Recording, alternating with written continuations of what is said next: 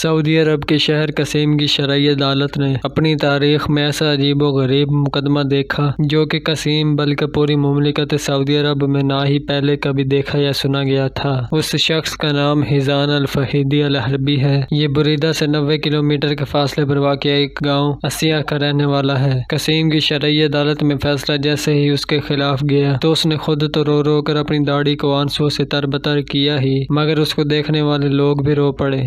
حزان اپنی ماں کا بڑا بیٹا ہے۔ اکیلا ہونے کی وجہ سے سارا وقت اپنی ماں کی خدمت اور نگہداشت پر صرف کرتا تھا۔ حزان کی ماں ایک بوڑھی اور لاچار عورت جس کی کل ملکیت پیتل کی ایک انگوٹھی جسے بیچا جائے تو کوئی 100 روپے بھی دینے پر آمادہ نہ ہو۔ سب کچھ ٹھیک جا رہا تھا کہ ایک دن دوسرے شہر سے حزان کے چھوٹے بھائی نے آ کر مطالبہ کر ڈالا کہ میں ماں کو ساتھ لے کر جانا چاہتا ہوں تاکہ وہ شہر میں میرے خاندان کے ساتھ رہ سکیں۔ حزان کو اپنے چھوٹے بھائی کا اس طرح آ کر ماں کو شہر لے جانے کا ارادہ بالکل پسند نہ آیا۔ اس نے اپنے بھائی کو سختی سے منع کیا کہ وہ ایسا نہیں کرنے دے گا۔ ابھی بھی اس کے اندر اتنی ہمت، سکت اور استطاعت ہے کہ وہ ماں کی مکمل دیکھ بھال اور خدمت کر سکتا ہے۔ دونوں بھائیوں کے درمیان توتکار زیادہ بڑھی تو انہوں نے معاملہ عدالت میں لے جانے کا فیصلہ کیا، مگر معاملہ عدالت میں جا کر بھی جو کا تو وہی رہا۔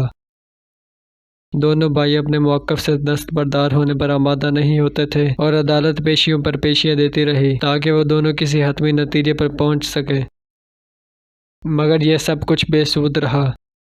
مقدمے کی طوالت سے تنگ آ کر قاضی نے آئندہ پیشی پر دونوں کو اپنی ماں کو ساتھ لے کر آنے کے لیے کہا تاکہ وہ ان کی ماں سے ہی رائے لے سکے کہ وہ کس کے ساتھ رہنا زیادہ پسند کرے گی۔ اگلی پیشی پر یہ دونوں بھائی اپنی ماں کو ساتھ لے کر آئے۔ ان کی ماں کیا تھی، محض ہڈیوں کا ایک ڈھانچہ۔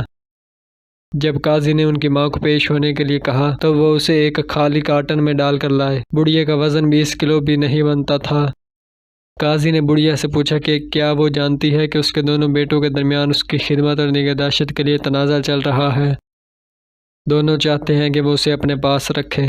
ایسی صورتحال میں وہ کس کے پاس جا کر رہنا زیادہ پسند کرے گی؟